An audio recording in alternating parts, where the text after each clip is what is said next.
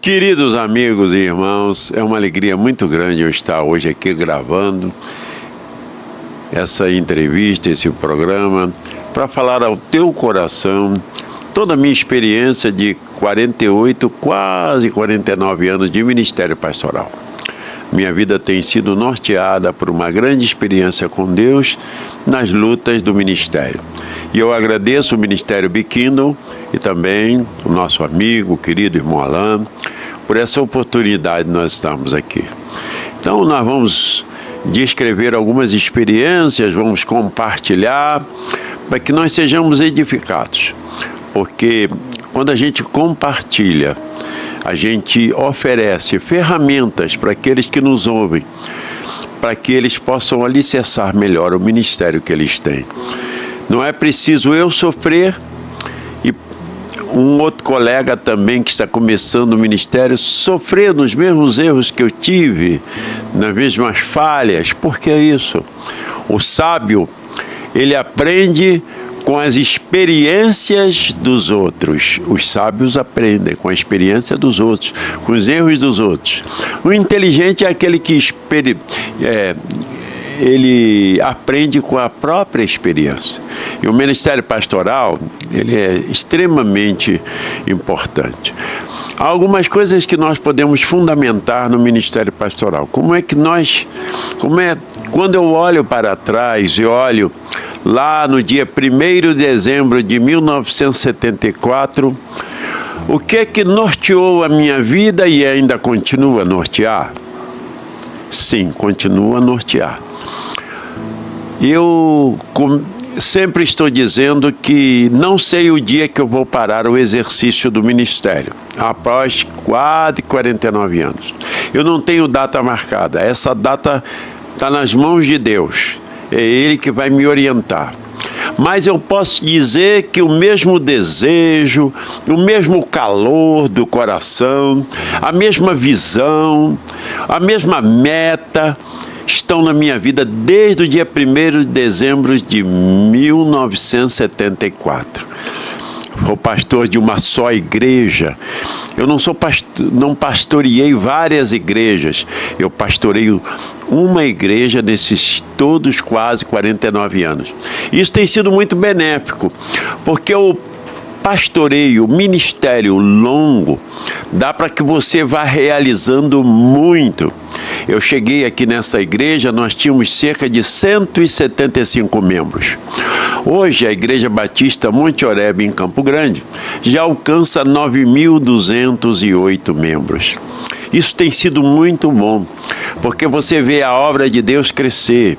Você pode fazer modificações, você sempre está se renovando, se inovando e colocando novas metas na sua vida. Mas o mesmo ardor, o mesmo amor, o mesmo calor que eu comecei em 1º de dezembro de 1974, continua até hoje. Nada modificou na minha vida. Esse desejo de ver a obra de Deus crescer, esse desejo de plantar igrejas, nós já estamos com 22 igrejas plantadas nesse tempo, e hoje nós temos 5 filiais na nossa igreja, e uma nascente em Portugal, na cidade de Leiria, lá em Portugal. E ela, com pouco tempo, menos de 3 meses, já está com 90 membros. Então, é um novo desafio no meu ministério, eu entrar pela Europa para pregar o Evangelho. Já estamos pensando em chegar até em Luxemburgo, que não fica muito longe ali de Portugal, para plantar uma igreja batista Monte Oreb também, para ser uma igreja não só no Brasil, não só no Rio de Janeiro, mas uma igreja que tenha como finalidade ser uma igreja global. Eu creio que as igrejas brasileiras, o evangélico brasileiro, ele pode alcançar outras plagas e outros países levando a mensagem do Evangelho. Isso demonstra que o meu ardor não se arrefeceu, a minha vontade não se arrefeceu. Uma das coisas principais para o obreiro de Deus é ele ter convicção da sua chamada. Ele tendo convicção da sua chamada, ele pode lutar com todas as coisas, porque ele sabe que ele tem a Deus como sustentador, provedor, orientador da sua vida. O pastor, ele tem que ter convicção da sua chamada. E quando Deus chama, ele dá uma visão. Uma visão. Isso é fundamental. A gente tem que ter uma visão clara do que Deus quer para a nossa vida. Cada um de nós tem uma visão diferente. Quando Deus chama, Ele coloca dentro de nós um descortínio do futuro que algumas pessoas não veem e somente nós vemos. Eu me lembro do grande Walt Disney, quando ele foi colocar a Disneylândia para ser construída, e ele estava uma vez olhando para o céu e veio um empregado e perguntou a ele: Dr. Disney, o que o senhor está olhando para o céu? E ele disse: eu estou vendo uma montanha aqui que eu vou fazer, chama-se a Space Mountain, que é um brinquedo existente na Disneylândia. Ele disse: mas como o senhor vê? Não tem nada aí. E depois de algum tempo, o Walt Disney veio a falecer. E quando aquele parque foi inaugurado, aquele empregado chegou para a esposa de Walt Disney e disse para ela, a senhora sabia que uma vez eu conversei com o seu marido e ele me disse que ele via aqui uma montanha, um brinquedo chamado Space Mountain, uma montanha futurística? Ela disse: não, ele não foi ilusão de ótica, não. Ele já viu ela realizada, ela lá feita. Ele viu antes que ela existisse. Um obreiro com visão, ele olha para o futuro, ele vê o seu ministério, onde vai alcançar, as vidas que serão transformadas, e qual é a maneira, o propósito de vida que Deus tem para nós. Então é fundamental a visão, é fundamental ter uma convicção de chamada, é fundamental que você sinta o propósito de Deus em sua vida. Isso daí, para iniciar, é muito grande. E outra coisa importantíssima no ministério é você ter a ideia da meta que você vai alcançar. O apóstolo Paulo diz de maneira clara: esquecendo-me das coisas que para trás ficam, e avançando para que estão diante de mim, prossigo para o alvo pelo prêmio da soberana vocação de Deus em Cristo Jesus. Então, eu estou dando uma olhada e olho as metas que eu quero alcançar. E essas metas, elas vão se desenvolvendo. E a gente também, porque ministério são várias estações. São 4 estações do ano. Ministério também são estações que a gente vai passando, vai crescendo, vai se desenvolvendo. Mas você tem uma meta para alcançar. E para alcançar essa meta, você precisa de disciplina. O pastor que não é disciplinado na sua vida, ele não desenvolve um grande trabalho. Ele tem que ter disciplina. Poderíamos dizer também que ele tem que ter determinação. Ser determinado. Eu vou trabalhar na minha meta que Deus traçou para mim. E ele, tendo essa visão, tendo a meta, ele vai trabalhando na sua caminhada ministerial, desenvolvendo tudo aquilo que ele está pensando, tudo aquilo que Deus tem falado ao seu coração e tem transformado. E uma das coisas mais importantes no nosso ministério é não nos esquecermos, primeiro, quem é que tem que ser glorificado com o ministério que Deus realiza através de nós é o Senhor. Deus não divide nem a sua glória, nem o seu dinheiro. A glória é do Senhor. O dinheiro e os recursos são do Senhor. E nós temos que avançar a cada dia, desejando fazer isto. Agora precisamos nos guardar. Guardar o quê? Em primeiro lugar, Nós precisamos ser pastores que tenham uma família equilibrada, uma família assistida, e que nós possamos ser um exemplo do cuidado com as nossas esposas, o cuidado com os nossos filhos e com a nossa casa. E é importante que a gente tenha este investimento. A família do pastor, ela tem que, mais do que nunca, ser uma família assistida. Eu tenho um colega de ministério que uma vez ele estava no quarto quando a sua filha bateu a porta. E ele perguntou: minha filha, o que você quer? Aí a filha disse, que era pequenininha: aqui não é a sua filha, aqui quem fala é uma ovelha sua que quer uma audiência pastoral. Naquele momento, aquele pastor sentiu que o cuidado dele só estava mais centrado na sua igreja e nas suas ovelhas. E ele estava se esquecendo do seu cuidado com a sua família, com a sua filha, com a sua outra filha e com o seu filho. Nós, como pastores, temos que ser parceiros dos nossos filhos. Eu tenho o privilégio de ter o meu filho como um pastor da nossa igreja. A minha filha é ministra, a minha nora é ministra também da igreja, o meu genro é missionário, tem esse ardor missionário, trabalha com evangelismo estratégico da igreja. Isso é fundamental. Uma família envolvida no reino, uma família cuidada. Quando eu olho, Noé pode ter tido todos os defeitos, mas ele levou a sua família a entrar na arca. Ele pode não ter convencido o mundo, mas ele convenceu a sua casa, a sua esposa e a sua família a entrar naquela arca. Que seria? Aquela humanidade estaria sendo desenvolvida.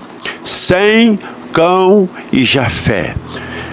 Eles estavam ali com Noé. Nós também temos que ser assim, honrar a nossa família, honrar o nosso lar. Nós não temos que construir uma casa, nós temos que ter um lar. E todo o cuidado, todo o carinho. Segunda coisa que nós temos que cuidar, como pastores de Deus, é não permitir que essa chama do Evangelho venha se apagar do nosso coração. Essa chama tem que ser ardente, tem que ser uma chama que venha transpirar dos nossos poros, que nós não possamos perder esse desejo de fazer a obra de Deus de todo o nosso coração. E eu creio que quando um obreiro de Deus, ele deseja ardentemente fazer a obra de Deus, ele alcança uma motivação extraordinária na sua igreja.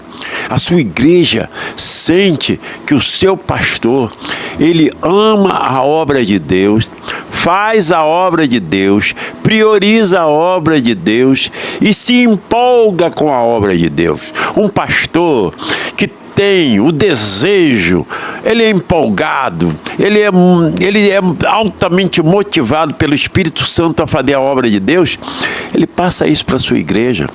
A igreja pode ser pequenininha, mas ela começa a ver na pessoa do seu pastor esse desejo incandescente de fazer a obra, e dessa obra ela glorificar o nome de Deus. Agora, nós enfrentamos lutas com o secularismo que às vezes quer adentrar dentro da igreja, princípios mundanizantes. Nós temos vários mestres de heresias que às vezes também aparecem na igreja. Eu me recordo que no início do ministério nós tínhamos um pastor que já era da antiga igreja e que ele pregava algumas heresias naquele tempo, lá pelos idos de 1974, 75, dizendo que nós não podíamos comer o pão da ceia porque o pão estava contaminado pelo diabo e pelo pecado. Que ele acreditava que o pão tinha que ser fermento. Se o pão tivesse fermento, o fermento simbolizava pecado e nós estávamos participando do pecado. E nós tiramos aquela heresia da igreja. Hoje nós temos outras heresias, hipergraça, não é? Aonde abundou a graça, aonde abundou o pecado, superabundou a graça. O evangelho fácil. Hoje temos a heresia do legalismo, temos a heresia do sincretismo religioso, pontos de contato. Você leva essa rosa ungida para sua casa, que ela vai ser de tremendo valor para você, e ela, quando despetalar, nós vamos levar ao monte para ela ser queimada. Então, vivemos um mundo cheio de heresias, cheio de secularismo, que adentram a igreja, as práticas mundanas, e que nós devemos, como pastor, estar sempre alertas e prontos.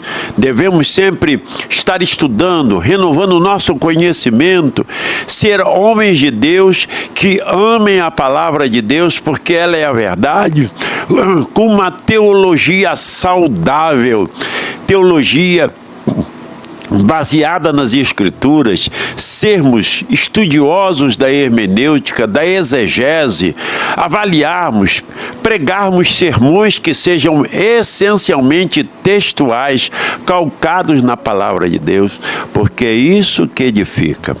E conhecereis a verdade vos libertará. É a palavra que liberta, é a palavra que nos dá norte, é a palavra que nos alimenta e é a palavra que nos orienta. Então o pastor, ele tem como meta, como seu livro de cabeceira e principal, a Bíblia Sagrada, e deve pregá-la a tempo e fora de tempo, para ensinar o seu povo. Agora devemos também ter sensibilidade. O pastor tem que ter sensibilidade para sentir o sofrimento do povo. Paulo diz assim: chorai com os que choram e se alegrai com os que se alegram. Nós temos que ter sensibilidade espiritual. Quantas das vezes eu passei experiências tremendas no ministério. Eu me lembro de um irmão de nossa igreja, que o filho dele estava do lado de fora do ônibus, e naquele do lado de fora do ônibus, o seu filho bateu com a cabeça numa árvore, e ele foi levado para o hospital Getúlio Vargas. E lá chegando, ele foi comunicado que seu filho estava muito mal, e nós fomos até lá, ele e a esposa dele. Chegando lá, tivemos o conhecimento que o seu filho veio a óbito. Aquele irmão chorava, a sua esposa chorava. Eu abracei aqueles dois irmãos e no meio da rua nós nos ajoelhamos, chorando juntos, chorando a sua dor. Pastor tem que sofrer com as suas ovelhas. O pastor tem que amar as suas ovelhas. Nós temos que ter lição para entender que um pastor que tem chamada ministerial, ele tem que se envolver. Pastor tem que gostar do cheiro de ovelha. Pastor tem que estar pronto a tirar os carrapichos da sua ovelha, chorar com elas, se alegrar com elas. E naquele dia, eu fui fazer o enterro daquele jovem no outro dia, e à noite eu fui realizar umas bodas de prata. De manhã, chorei com aquela família. À noite, me alegrei com outro casal. Nós precisamos entender que o ministério pastoral, é preciso que Deus nos ajude nas nossas emoções. O pastor, ele tem que cuidar das suas emoções. Às vezes nós cuidamos muito do nosso trato espiritual, de uma vida espiritual, e nos esquecemos que nós somos corpo, espírito, mas nós somos alma. O pastor tem que cuidar do seu físico, da sua saúde física, da sua atividade física, da boa alimentação, do sono, e tem que cuidar da sua alma. Ele tem que zelar pela sua alma, para que ele seja forte, não somente espiritualmente, mas emocionalmente, curado de traumas, curado de frustrações. Quantos estão no ministério carregando um peso na sua alma, frustrações do passado, experiência do passado que ele não conseguiu vencer, e isso traz para ele uma tristeza muito grande, e ele vai sentir dificuldades de se desenvolver. O servo de Deus é um homem integral.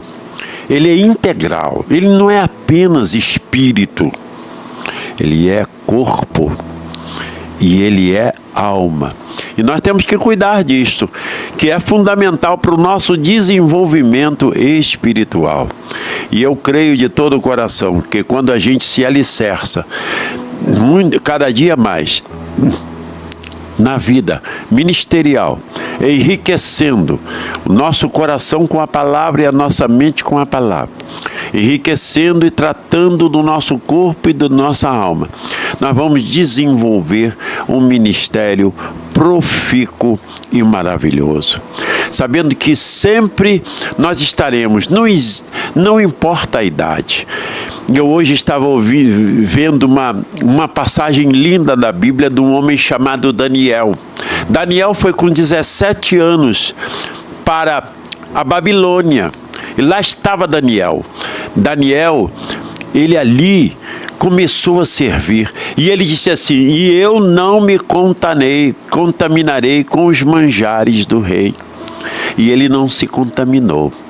E aquele Daniel, quando chegou a 80 anos de idade, existia um soberano, Belsassar, que eu não conhecia. E Belsassar foi julgado, e o dedo de Deus apareceu no palácio escrevendo: Mene, mene, tekel, ufarsin, pesado foste na balança e foste achado em falta. Aí eles perguntaram: quem é que pode decifrar a escrita que esse dedo dessa mão está escrevendo nas paredes do palácio? A rainha mãe disse para o soberano Belsassar: existe um homem que era do tempo do teu pai, e que ele poderá interpretar o que está sendo escrito. O chame. Nessa época, o rei chamou aquele homem chamado Daniel. E Daniel, que já estava nessa época com cerca de 80 anos ou mais um pouco. E Daniel chegou e leu aquelas palavras e interpretou para aquele soberano. E ele disse: Daniel, eu quero agora te encher de joias, de valores. E Daniel disse: eu não quero nada seu. Eu não quero nada seu. A gente vê que Daniel continuava o mesmo, não se corrompeu, ele não se deixou levar pelos princípios daquela Babilônia. Ele vivia na Babilônia, mas a Babilônia não vivia dentro dele. O obreiro de Deus, ele tem que ser assim. Ele não se deixar contaminar pelo presente século. Vivemos com vários manjares sendo oferecidos para nós, mas nós não temos que sair da meta que Deus nos dá. E o meu desejo aqui com vocês que estão nos assistindo é que vocês sejam abençoados. Cada colega que está nos ouvindo, cada parceiro de ministério, não deixarmos este ministério maravilhoso.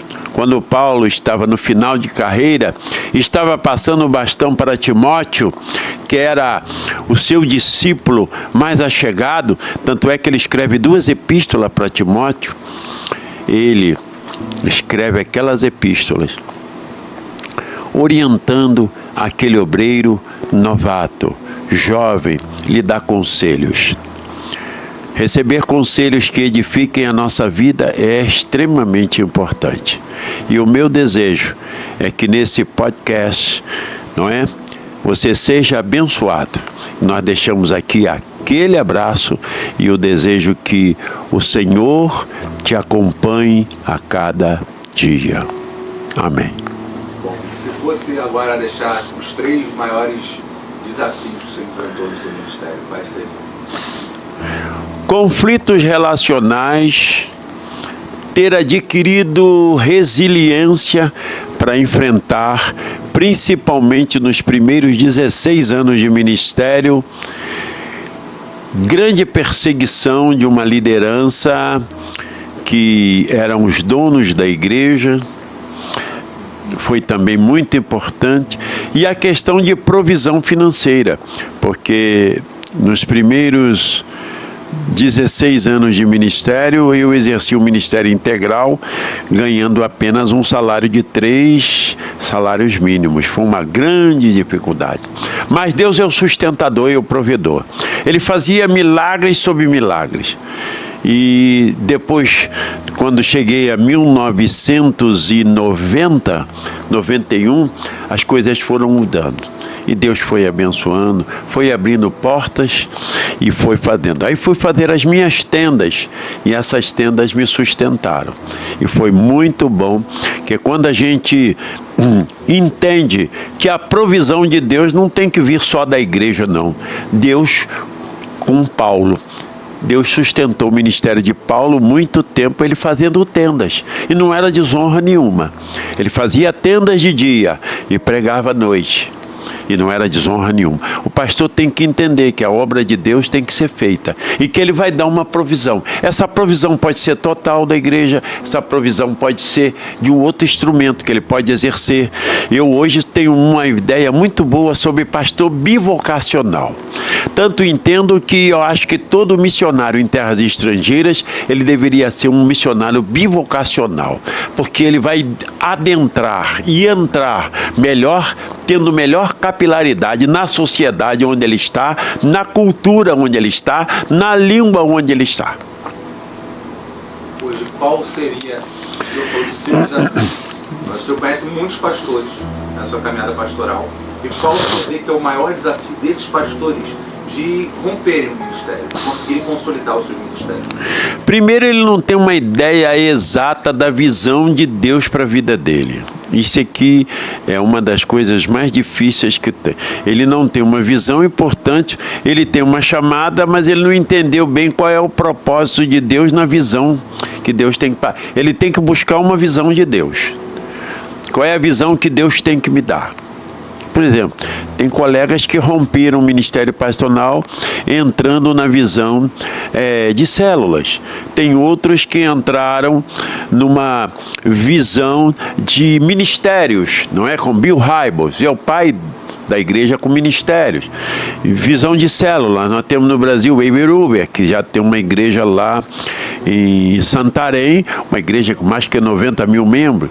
Então nós temos que entender qual é a visão que Deus tem para mim, para cada obreiro. Então ele precisa entender, ele tem que se calcionar nisso, qual é a visão que Deus tem para ele. E aí, como ele consegue se manter nesse tempo? Como é que ele consegue hoje ter um ministério relevante em cima dessa visão? Como é que ele consegue disseminar essa visão para essas pessoas e formar novos líderes? Depois que ele adquire a visão, tudo se torna mais fácil, porque agora ele vai exercer aquilo que ele entendeu da visão para aqueles que são a formação da sua liderança. Vamos pegar o caso de Moisés. Moisés foi aprendendo. Moisés saiu dali e ele recalcitrou contra Deus, dizendo até que não sabia falar. E Deus disse para ele: não, querido, eu vou botar um para falar para você, que é Arão. E Arão começou com ele. E lá, quando ele foi para o Egito, ele procurou os anciãos. A gente vai vendo que ele vai desenvolvendo. Ele tinha uma visão. Qual era a visão de Moisés? Deus tinha dado a visão para ele: você vai tirar o povo do Egito e vai para a terra prometida. Visão: alcance da terra prometida. Propósito: vai para o Egito, desenvolvimento do propósito. Vai para o Egito, vai tirar o povo, vai pelo deserto, vai conquistar a terra. Tudo pautado. Então ele tinha claramente a visão e a meta. A visão e a meta. Agora é o processo. Qual é o processo entre a visão e a meta? É o desenvolvimento deste processo. Passar essa visão para a liderança. Quando ele chegou lá, muitos deviam ter dito: esse Moisés é doido. Como é que ele vai tirar aqui do Egito? Egito, o maior poderio daquele tempo.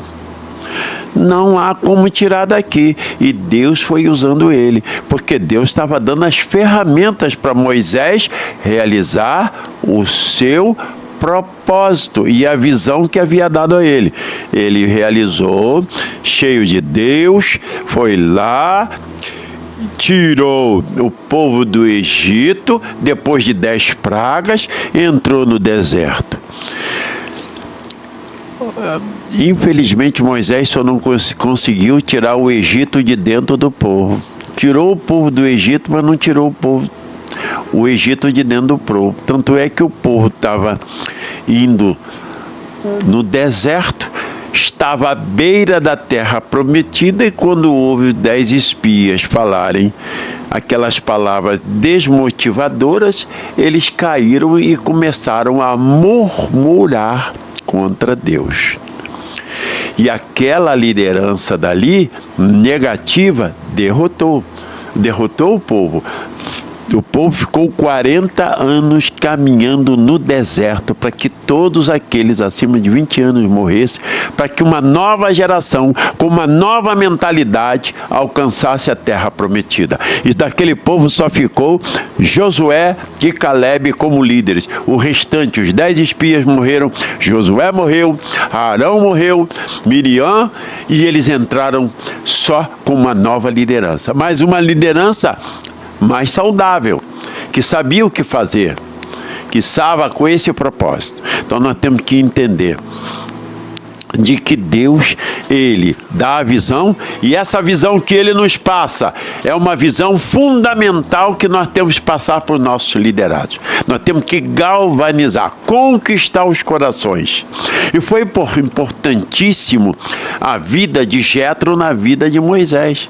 Porque Moisés, quando recebe Jetro, seu sogro, trazendo a sua esposa, Zípora, e seus 2 filhos, ele diz e ele faz um diagnóstico. Ele disse assim para Moisés: Moisés, você está deixando o povo extremamente exausto e você está exausto. Você está matando o povo, você vai morrer de tanto trabalhar. Aí nós temos aquele gerenciamento jetroriano que é dado, e é uma nova página na vida de Moisés. E isso ajudou ele a administrar o povo durante aqueles 40 anos no deserto.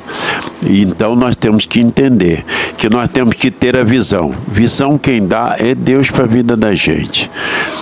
Nós temos que ter a meta a ser alcançada. Agora, nesse processo, nós vamos preparando. E nesse processo vão ter várias estações nesse nosso fluir com os liderados. Bom, acredito que muitos estejam assistindo a gente, inclusive aqui no Biquíni, são plantadores de igreja, são missionários no campo. E eu acredito que todos eles queriam ter a oportunidade de estar sentado nessa mesa e poder ouvir conselhos. Hoje, falando de maneira mais técnica, o que o senhor vê como um meio para plantar as novas Monte Oreb? O que o senhor vê como uma terra? Como o senhor faz? Como o senhor envia? Como o senhor prepara obreiros? Qual é o processo que acontece na Monte Oreb hoje para o senhor plantar? Primeiro, tem que plantar a igreja na mesma visão que Deus me deu, porque senão vai dar problema. A igreja tem que ter a mesma visão.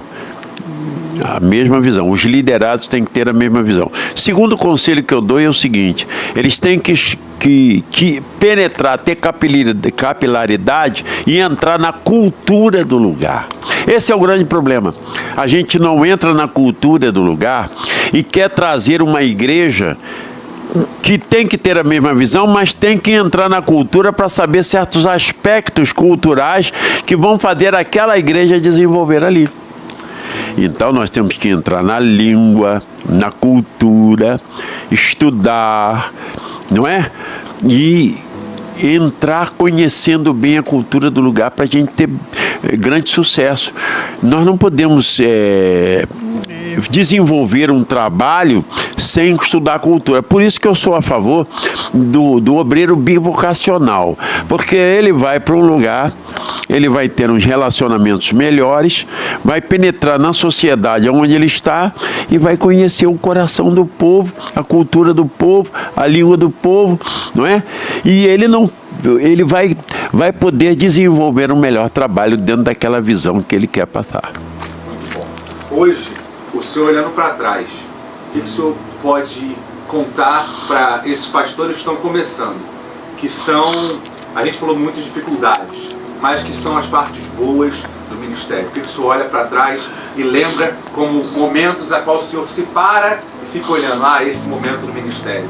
o senhor pode compartilhar para incendiar essa chama no coração? Uma das alegrias que Deus nos dá é o seguinte, de você estar sabendo que você está fazendo, olha, é um conforto de Deus quando a gente tem convicção que está fazendo aquilo que Deus quer. É a coisa mais maravilhosa, é fantástico. A gente está no centro da vontade de Deus. Não ter fugido de fazer o centro da vontade de Deus. Mesmo que às vezes a gente tem, não é? Será que eu estou errado por fazer uma tenda para eu me manter no ministério? Não está errado, faça. Se não precisar fazer, amém. Glória a Deus, não precisa. Aí você vai em frente. Você vai em frente. Agora, a coisa mais importante é quando eu olho para trás e vejo que eu, com 19 anos de idade, me converti. Com 21 anos, fui para o ministério. O meu pastor Marcílio Gomes Teixeira, um homem muito corajoso, me enviou para o Seminário Teológico Batista do Sul do Brasil com 21 anos de idade. E não me arrependo absolutamente de nada do que eu fiz.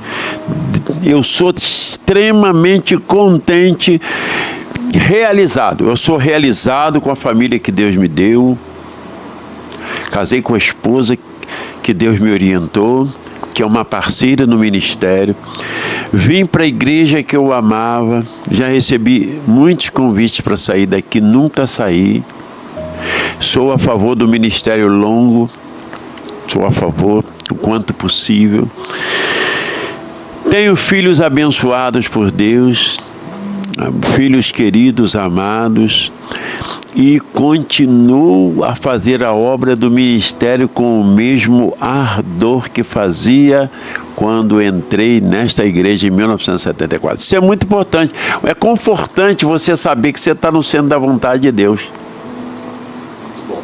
E um último desafio seria o ministério interdenominacional. Eu ouço falar do pastor Paulão como alguém extremamente ético e relevante. Nós aqui temos missionários de diversas denominações. Como o senhor vê a conexão dentre elas e como isso acontece hoje no senhor que é pastor e conselheiro de vários pastores de várias denominações diferentes, não só da Batista, não só de seminaristas do Sul, por exemplo. Como o senhor enxerga essa conexão do reino? O reino de Deus não é a igreja batista. No reino de Deus são várias denominações, é o povo de Deus reunido. Essa é que é a grande igreja de Jesus. E eu aprendi desde muito cedo a ser um pastor que tinha uma visão, não uma visão. Eu nunca me internalizei num aquário. Eu sempre procurei o mar das oportunidades. Então eu me relaciono com pastores de todas as denominações. Eu tenho o privilégio de ter amigos em todas as denominações. E tenho amigos também na minha denominação. Então eu participo de 3 grupos de pastores batistas, participo de 2 grupos de pastores interdenominacionais e eu tenho um grupo de pastores que nós somos um grupo mais fechado, que também são várias denominações. Pastor Silas Malafaia, da Advec, pastor Ezequiel Teixeira, Projeto Vida Nova, pastor Silmar Coelho, pastor Cláudio Duarte, pastores Marcos Gregório, da Apacentar de Nova Iguaçu, não é? São pastores queridos, amados, e que são de várias denominações. E eu participo tanto das convenções batistas no Brasil, como participo também do Conselho de Ministros do Estado do Rio de Janeiro. E vou a várias convenções da Assembleia de Deus, etc. Eu tenho amigo em todas as denominações, Bispo Abner, que é da Assembleia de Deus de Madureira, e vários outros líderes nacionais que nós temos o privilégio. O pastor não pode se fechar, não pode ter um mundo fechado, e ele tem que respeitar a teologia que outros colegas têm e outra visão dentro do mesmo reino de Deus. Bom, muitos pastores se perdem buscando o que alguns aqui o sucesso pastoral. O que é o sucesso pastoral? O O que é um pastor bem-sucedido? A figura desse pastor. Pastor bem-sucedido não é aquele que tem muitas ovelhas. Isso é um primeiro... Nós sofremos no Brasil de numerologia e numerolatria. Numerolatria é que nós, às vezes, caímos no conto de que pastor de sucesso tem muitas ovelhas. Não é verdade. Às vezes você tem uma igreja bem menor, uma igreja pequena, e está fazendo um excelente trabalho, E eu conheço muitos obreiros que fazem excelente trabalho. Temos que entender que uma igreja saudável, ela cresce. Você pode, como obreiro, começando um trabalho, começar ele pequeno, e ele cresce. Eu tenho uns 2 ou 3 colegas que eles têm uma experiência muito interessante. Eu tenho um colega nosso que ele começou uma igreja em Realengo. Essa igreja em Realengo tem 5 anos. Essa igreja já está com 2.500 membros. Então ele estudou a cultura do lugar e ele foi feliz no desenvolvimento daquela igreja. Tem outros colegas que estão a mesma coisa, então vão num desenvolvimento. Então, importante é você fazer a vontade de Deus, estar dentro da vontade de Deus, criar uma igreja saudável e você pode ter certeza que essa igreja vai crescer. E finalizando aqui para a câmera, pastor Paulão hoje escrevendo a sua carta a Elan, alguém que está começando o ministério vocacionado, pastor. Como seria essa carta do pastor Paulão? O que fazer, o que não fazer? Direto para a câmera para ele. Eu botaria nessa carta assim: aos meus discípulos amados, aos meus discípulos que querem viver uma vida cheia de Deus. Alguns conselhos. Primeiro conselho: abasteça cada dia a sua convicção de chamada. Ela é o nosso sustento. Você ter convicção que é um chamado de Deus.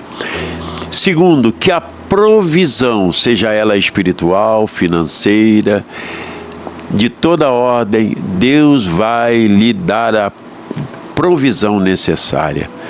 Deus, ele dá, não é? Proteção, provisão, livramento, sabedoria, não é? E a gente tem que procurar a sabedoria.